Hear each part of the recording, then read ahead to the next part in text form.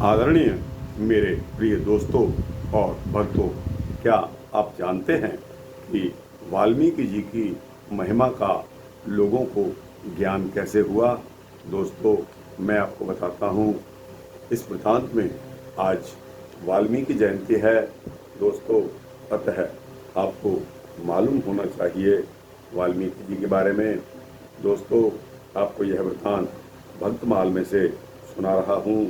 दोस्तों, यह वृतांत बहुत ही सुंदर और मनोहारी होने वाला है। तो आइए बिना देर किए इसे शुरू करते हैं। जन्म पुनि जन्म को न मेरे कछु सोच अहो, संत पद पंकज रेणु शीस पर धारिये। प्राचीन बरही आदि कथा प्रसिद्ध जग, उभय वाल्मीकि बात चित्त में ना चित्त ते न टारिये। जन्म पुनि जन्म को न मेरे कछु सोच अहो, संत पद पंकज रेणु शीस पर धारिये। प्राचीन बरहि आदि कथा प्रसिद्ध जग, उभय वाल्मीकि बात चित्त ते न टारिये। भय भील संग भील ऋषि संग ऋषि भय, भय राम दर्शन लीला विस्तारिये। जिन्हें जग गाए क्यों सके ना अघाय त्याए, जिन्हें जग गाए क्यों सके ना अघाय चाहे। भाई भरी हियो भरी नैन भरी ढारिये।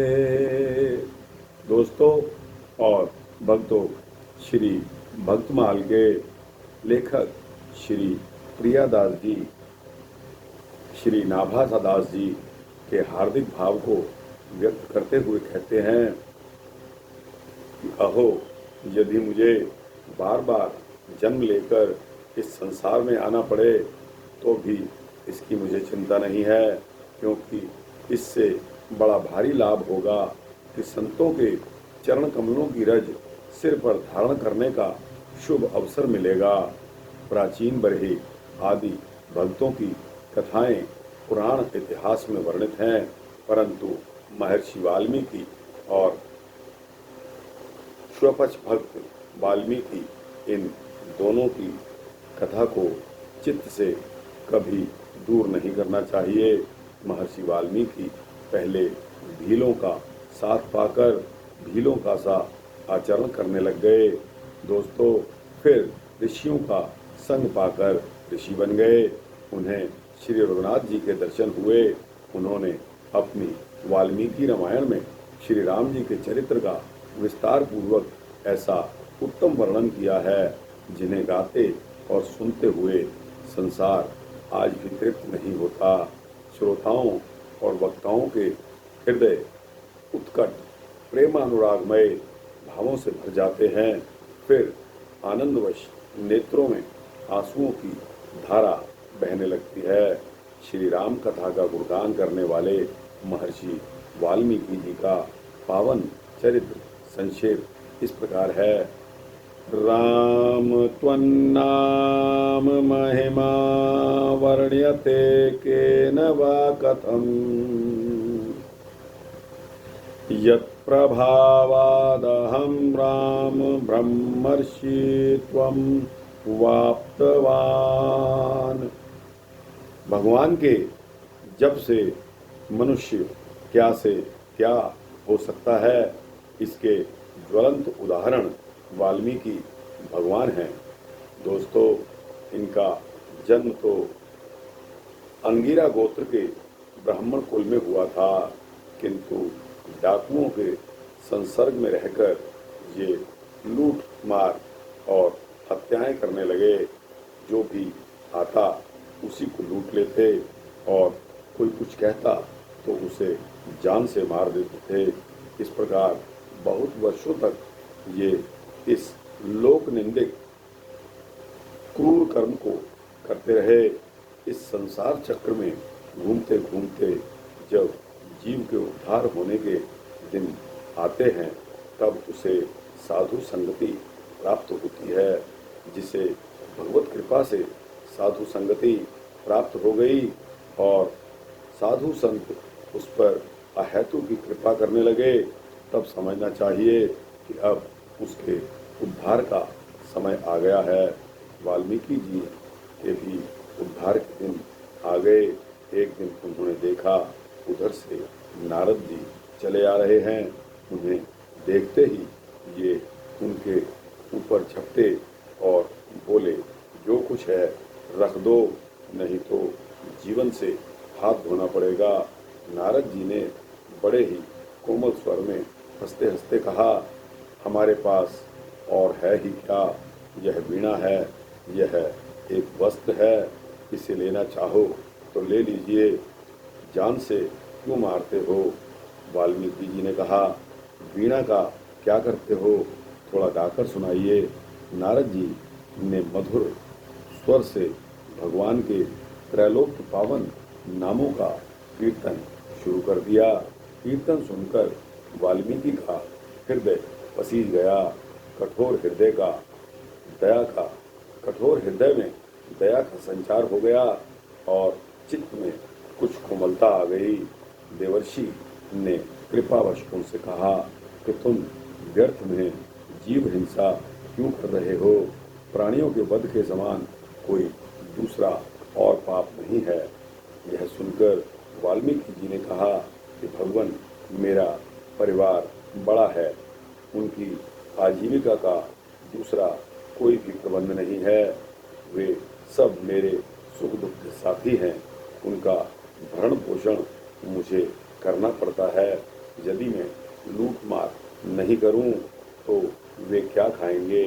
नारद जी ने कहा, तुम जाकर अपने परिवार वालों से पूछो कि वे खाने के ही साथी हैं या तुम्हारे पाप में भी वो हिस्सा बटाएंगे। मन में दुविधा सी हो गई।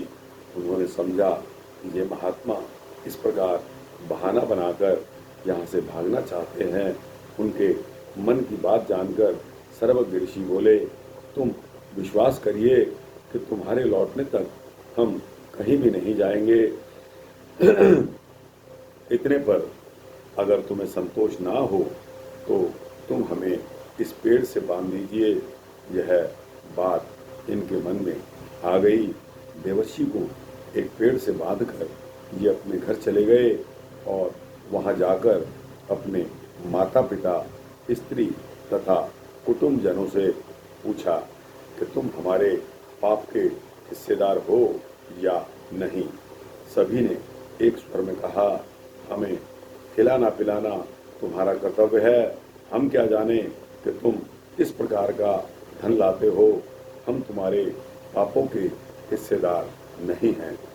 जिनके लिए वे निर्दयता से प्राणियों का वध करते रहे, उनका ऐसा उत्तर सुनकर वाल्मीकि जी ने ज्ञान नेत्र खोल लिए। जल्दी से जंगल में आकर मुनि का सबसे पहले बंधन खोला और रोते रोते उनके चरणों में लिपट गए। महर्षि के चरणों में पड़कर वे खूब ही जी भरकर रोए। उस रुदन में गहरा पश्चाताप था। नारद जी ने उन्हें धैर्य बंधाया और कहा, अब तक जो हो गया सो हो गया।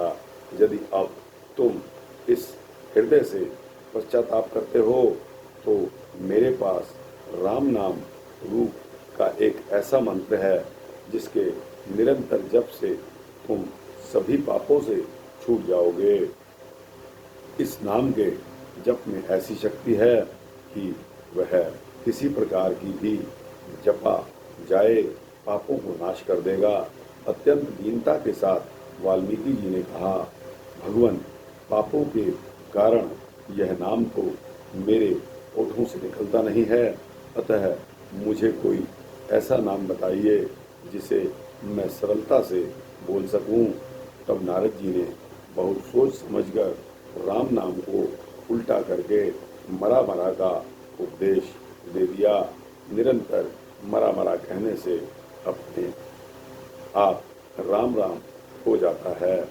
दोस्तों, देवर्षि का उपदेश पाकर वे निरंतर एकाग्र चित्त से मरा मरा जपने लगे। हजारों वर्षों तक एक ही जगह बैठकर वे नाम की रट में मगन हो गए। उनके संपूर्ण शरीर पर दीमक का पहाड़ सा जम गया। दीमकों के घर को वाल्मीकि कहते हैं। उसमें रहने के कारण ही इनका नाम वाल्मीकि पड़ गया। पहले इनका नाम रत्नाकर था। दोस्तों,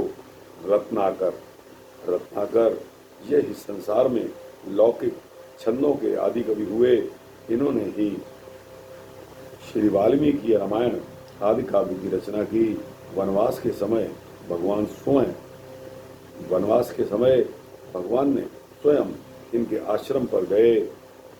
सीता जी ने अपने अंतिम वनवास के दिन इन्हीं महर्षि के आश्रम में बिताए थे। वहीं पर लव और कुश का जन्म भी हुआ। सर्वप्रथम लव और कुश को ही रामायण का गान सिखाया गया। इस प्रकार निरंतर राम नाम के जप के प्रभाव से वाल्मीकि जी व्यास की वृत्ति से हटकर ब्रह्मर्षि हो गए।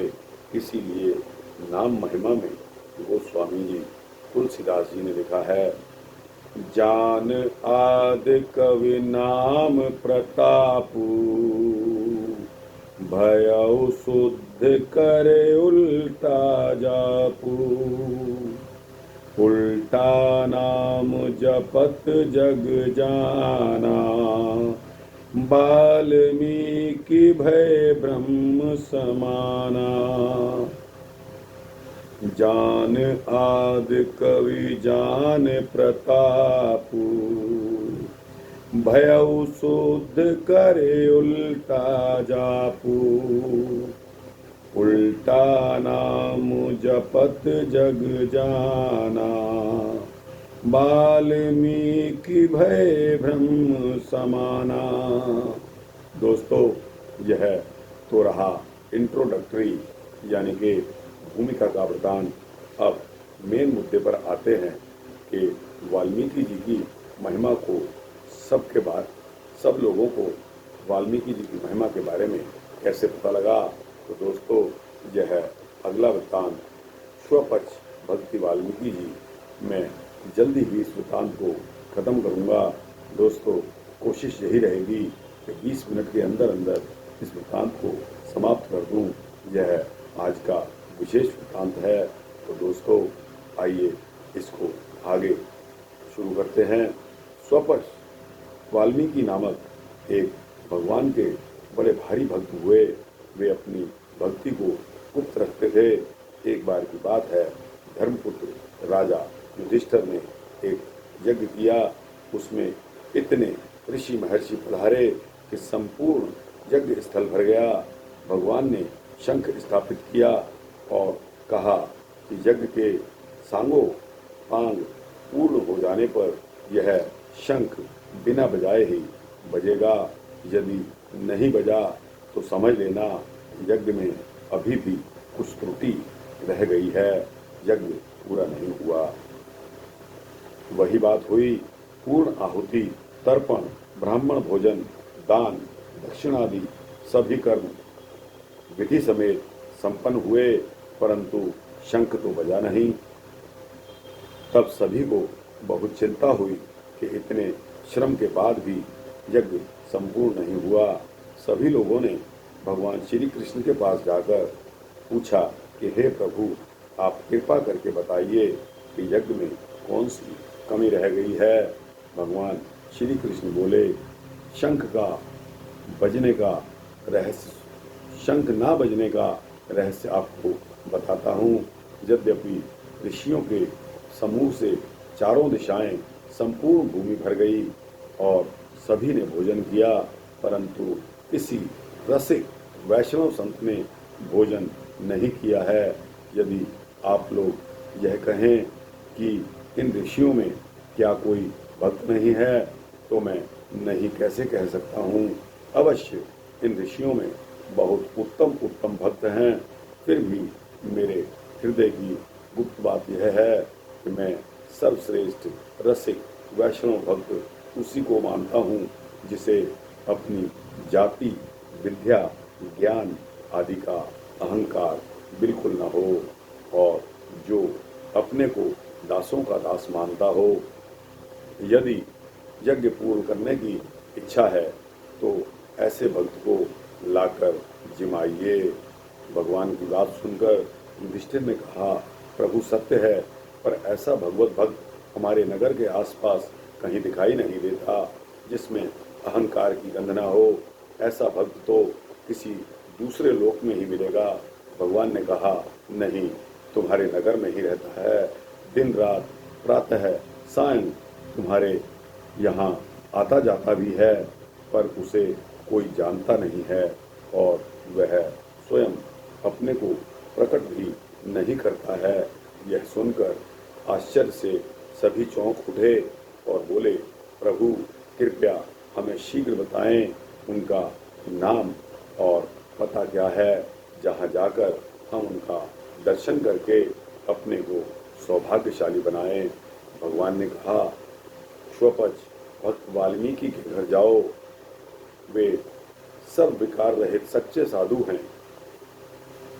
अर्जुन और भीमसेन भक्त वाल्मीकि को निमंत्रण देने के लिए उनके घर जाने को तैयार हुए। तब भगवान ने उन्हें सतर्क करते हुए कहा, हृदय की बात खोलकर कहीं जाते तो हो, पर सावधान रहना। भक्तों की भक्ति का भाव अत्यंत दुर्लभ और गंभीर होता है। उनको देखकर मन में किसी प्रकार का विकार मत आना, अन्यथा तुम्हारी भक्ति में भी दोष आ जाएगा। दोनों ने वाल्मीकि जी के घर पहुंचकर उनके चारों ओर घूमकर उसकी प्रदक्षिणा की। आनंद से घूमते हुए पृथ्वी पर पड़कर साष्टांग दंडवत प्रणाम किया। भीतर जाकर देखा तो उनका उपासना गृह अत्यंत सुंदर था। वाल्मीकि जी ने जब दोनों राजाओं को आया देखा तो उन्होंने सब काम छोड़कर लज्जा एवं संकोचवश कांपने लगे। उनका मन विह्वल हो गया। अर्जुन और भीमसेन ने सबने निवेदन किया कि हे भक्तवर, कल आप हमारे घर पर पधारिए और वहाँ अपनी जूठन गिराकर हमारे पाप ग्रहों को दूर कीजिए, हम सभी को परम भाग्यशाली बनाइए। दोनों को निमंत्रण देते और अपनी बड़ाई करते हुए सुनकर वाल्मीकि जी कहने लगे, अजी हम तो सदा से आपकी जूठन उठाते आए हैं और आपके द्वार पर झाड़ू लगाते हैं। मेरा निमंत्रण कैसा, पहले आप लोग भोजन कीजिए और फिर पीछे से हम अपनी पहले आप भोजन कीजिए और पीछे से हमें अपनी जूठन दीजिएगा। अर्जुन ने भीम से कहा, आप यह क्या कर रहे हो, पहले आप भोजन कीजिए फिर पीछे से हमें खिलाइएगा। बिना आपको खिलाए हम लोग भी नहीं खाएंगे। दूसरी बात भूलकर भी मन में ना सोचिए। वाल्मीकि जी ने कहा, बहुत अच्छी बात है, यदि आपके मन में ऐसा है तो ऐसा ही होगा। अर्जुन और भीमसेन ने लौटकर राजा युधिष्ठिर से वाल्मीकि जी की सारी बात कही। सुनकर युधिष्ठिर को स्वपच भक्ति के प्रति बड़ा प्रेम हुआ। भगवान श्री कृष्ण ने द्रौपदी को अच्छी प्रकार से सिखाया कि तुम सभी प्रकार के षड्रस व्यंजनों को अच्छी प्रकार से बनाना। तुम्हारे हाथों की सफलता आज इसी में होगी कि भक्त के लिए सुंदर रसोई तैयार करना। रसोई तैयार हो चुकने पर राजा युधिष्ठिर जाकर वाल्मीकि को लिवा लाए। उन्होंने कहा कि हमें बाहर ही बैठाकर भोजन करा दीजिए। श्री कृष्ण ने कहा कि हे युधिष्ठिर, ये तो तुम्हारे भाई हैं, इन्हें सादर गोद में उठाकर स्वयं ले जाओ।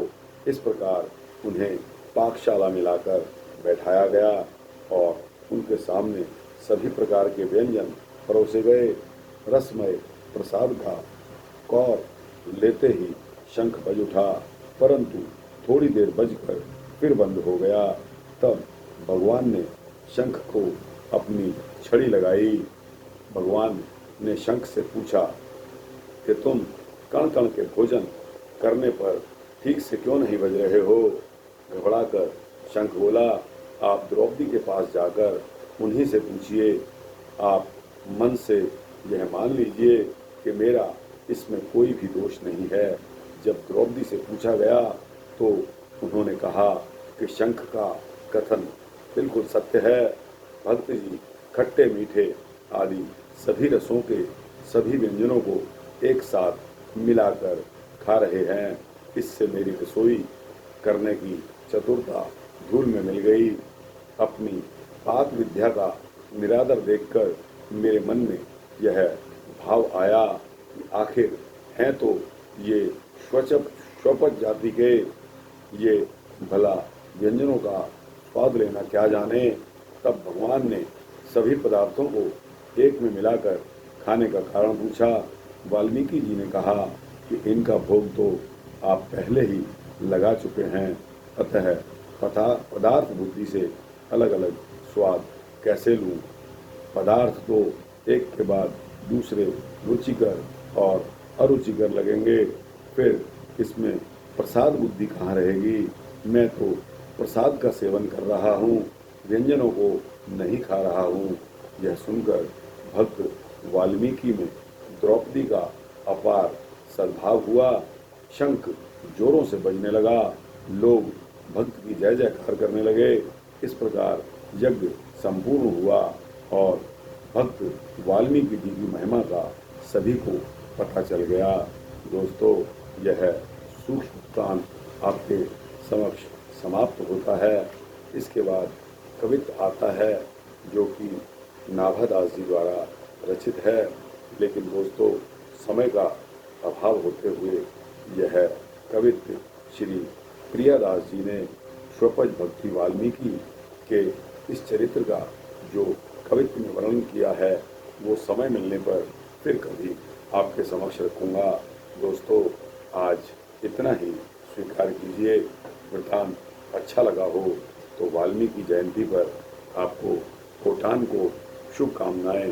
दोस्तों, बहुत बहुत धन्यवाद। भगवान आपके सब कार्य संपूर्ण करें। दोस्तों, इसी आशा के साथ यह वाल्मीकि जयंती का वृतांत समाप्त करने की इजाज़त दीजिए। चैनल को लाइक और शेयर करके दोस्तों सब्सक्राइब भी कीजिए, आपका उपकार होगा। जय श्री राधे कृष्णा।